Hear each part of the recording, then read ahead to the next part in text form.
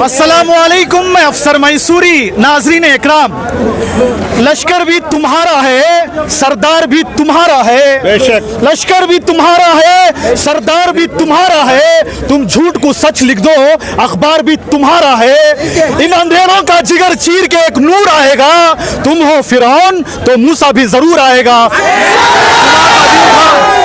जुमा का दिन था शहर मैसूर में। बाकायदा जो है नमाज जुमा के बाद हमारे सारे शहर मैसूर के दुकानदारों ने अपने दुकानों को बंद करके इस एहतजाज में शामिल हुए। आप लोग जानते हैं पिछले कई दिनों से त्रिपुरा में मुसलमानों के खिलाफ जहर उगला जा रहा है, मुसलमानों को जो है जुल्म में ढेला जा रहा है। इसी के लिए एसडीपीआई ने सारे हिंदुस्तान में एहतजाज किया, मगर मैसूर शहर में मीना बाजार में आज जुमा की नमाज के बाद सारे शहर मैसूर के मुकीम साथी और बाशिंदे मिलकर जो है एहतजाज किया। आप देख सकते हैं जहां तक भी हमारी नजर जाती है वहां तक लोग ही लोग थे।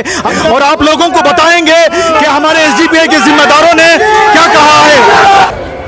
ये जो सारे मुल्क में जो जुल्म हो रहा है आप देख रहे हैं, नाइंसाफी हो रहा है आप देख रहे हैं, मगर अफसोस की बात है जो हमारा सेकुलरिज्म का वोट लेकर गए थे, इधर सेकुलरिज्म को बचाने का वादा कर कर गए थे, वो पार्टियां कहां है? वो पार्टियां क्यों त्रिपुरा में हुकूमत करने वाले एक जमाने में हुकूमत किया हुआ कांग्रेस अपोजिशन पार्टी कांग्रेस किधर है? मुसलमानों का वोट चाहिए, मुसलमानों का वोट चाहिए, मगर मुसलमानों के ऊपर जुल्म हुआ, मस्जिदों के ऊपर जुल्म हुआ। मैं पूछना चाहता हूं ये कांग्रेस वाले लीडर कहां गए? ये जनता परिवार वाले जिसने भी जो गवर्नमेंट है कहां है ये लोग? त्रिपुरा में हुकूमत करने वाले जो अब तक हुकूमत किए थे, जो सीपीएम पार्टी, जो मार्क्सिस्ट पार्टी, बड़ा सेक्युलरिज्म का बात बोलते हैं। कुछ भी हुआ तो उनका प्रोटेस्ट होता है। अगर त्रिपुरा में जुल्म हुआ, मुसलमानों के मस्जिदों को, मदरसों को ऊपर जो अंगार को जला दिया गया है, कहां है ये पॉलिटिकल पार्टीज? भाइयों, बुजुर्गों, उलमाए किराम, मैं आपको याद दिलाना चाहता हूं आपका जिम्मेदारी है ये, आपका जिम्मेदारी है ये। कितना तक हम लोग ये जुल्म सहकर जीना इसमें? आपका एक हो जाओ इंशाअल्लाह। कितने भी बड़े जालिम को फेस करने का ताकत अगर आप एक हो गए तो हम कर सकते हैं इंशाअल्लाह। और आप याद रखो, अगर एक जगह एक प्लेटफॉर्म में आप लोग आ जाते हैं, हुकूमत में घुटना नीचे कर आ जाएगा हमारे पावर के नीचे। याद रखो, अपना ताकत को आप समझो भाइयों, बुजुर्गों, आपका ताकत को समझो, आपका वोट का ताकत को समझो। 20 करोड़ आबादी है, मुसलमान मुश्किल नहीं है। 20 करोड़ आबादी रखकर भीख मांग रहे हैं कांग्रेस के पास, भीख मांग रहे हैं दूसरे पार्टी के पास, हम लोग को बचाओ। नहीं आएंगे वो लोग, 70 साल का तजुर्बा है और नहीं आएंगे होकर। अगर इस देश में एक कांग्रेस पार्टी बाबरी मस्जिद को जो जुल्म किया गया, खत्म किया गया, वो रोक नहीं सके तो आपका छोटा मोटा मस्जिद रोकने के लिए कहां आएंगे? याद रखो, 70 साल का तजुर्बे के साथ मैं बोल रहा हूं, सिर्फ और सिर्फ एक पार्टी आपके साथ में आएंगे, सिर्फ वोट लेने के लिए आएंगे। आपके ऊपर जुल्म होगा, कोई भी नहीं खाएगा, सिर्फ वाह पार्टी। आप याद रखो, इंडिया मुल्क भर में त्रिपुरा का प्रोटेस्ट हम लोग किए। कहां तक? सिर्फ मीना बाजार में नहीं, दिल्ली का त्रिपुरा भवन का सामने हम प्रोटेस्ट किए। हमारे 300 के ज्यादा नौजवानों को हम नहीं डरते। जेलों को, केसों को डरने वाले वो सिफत हमारे पास नहीं है। हम हक चाहिए, जो संविधान हम लोग को राइट दिया है, डेमोक्रेसी हमारा राइट दिया है, कॉन्स्टिट्यूशन वो राइट दिया है, वो राइट के लिए हम लोग आवाज उठाते हैं। भाइयों, बुजुर्गों, वक्त बहुत कमी है। मैं आपको बोलना चाहता हूं, जिधर भी जुल्म हमारा जिम्मेदारी है, जिधर भी जुल्म हो, हम लोग को बनाया गया उलमा किराम इधर बैठे हैं, जिधर भी नाइंसाफी होता है, जुल्म हदीस है, क्या मौलाना? हदीस है। आप जुल्म अगर जुल्म हो रहा है तो आप पर जिम्मेदारी है, किसी के ऊपर हो, चाहे वो हिंदू के ऊपर हो, क्रिश्चियन के ऊपर हो, किसी के ऊपर अगर जुल्म हो रहा है तो वो जुल्म को रोकने का जिम्मेदारी मुसलमान को है। अगर आप हाथ में नहीं रोक सकते, आप कमजोर है, कम से कम आप मुंह से बोलिए ये जुल्म हो रहा है, नाइंसाफी हो रहा है, आप आवाज बुलंद कीजिए। अगर वो भी नहीं होता आपका साथ में, आप कम से कम आपका दिलों का अंदर, आपका मन का अंदर बोलिए जुल्म हो रहा है, नाइंसाफी हो रहा है, कम से कम ये तो करो। ये तो कमजोर ईमान वाले करने वाले काम। तो भाइयों, बुजुर्गों, दोस्तों, मैं शुक्रगुजार हूं आप लोगों का, क्योंकि रात दिन 24x7 इस कौम के लिए, और इसके सिर्फ मुसलमानों के लिए नहीं, क्रिश्चियन, दलित, आदिवासी, पिछड़े भी तबके जो लोग हैं, 80% से ज्यादा, 80% से ज्यादा लोग हैं इधर मुस्लिम, दलित, आदिवासी बैकग्राउंड का, मगर 80% लोगों का वोट लेकर ये हुकूमत करने वाले जो अपर कास्ट के लोग, ये लोग उधर कुर्सी में बैठकर हम लोग के ऊपर जुल्म कर रहे हैं। आप एक हो गए, आप इंडिया का अंदर मुस्लिम, दलित, क्रिश्चियन, आदिवासी, बैकवर्ड क्लास एक हो गए तो इनसे हुकूमत से गिरा सकते हैं। मैं इंशाल्लाह मैं दुआ करता हूं, एक दिन आएगा, एक दिन जरूर आएगा, यकीन रखिए, एक दिन जरूर आएगा। ये जो जालिम मिटाएंगे, ये जालिम मिटाएंगे, एक दिन ऐसा आएगा। तो इंशाल्लाह हम दुआ करेंगे और इसके लिए काम करेंगे। इंडिया का अंदर डेमोक्रेसी बचना है, कॉन्स्टिट्यूशन बचना है, सेक्युलरिज्म बचना है, इसके लिए हम लोग सब मिलकर काम करेंगे। इतना ही करते हुए मैं शुक्रगुजार हूं सबको।